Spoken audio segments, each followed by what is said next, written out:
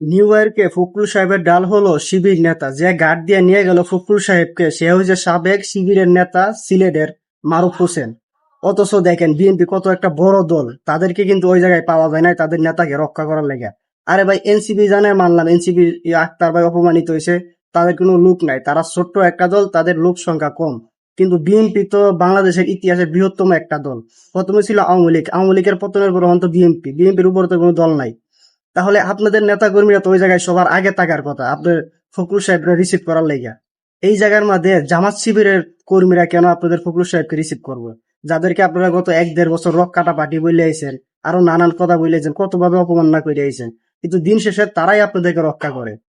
তার থেকে এটাই প্রমাণিত হয় যে জামাত শিবিরের কাছে বিরোধী দল বলেন, দেশের জনগণ বলেন, সবাই তাদের কাছে নিরাপদ, সবাই তাদের কাছে সমান, কাউকে তারা ছোট করে দেখে না। বিপদে সবার পাশে তারা আগায় আসে।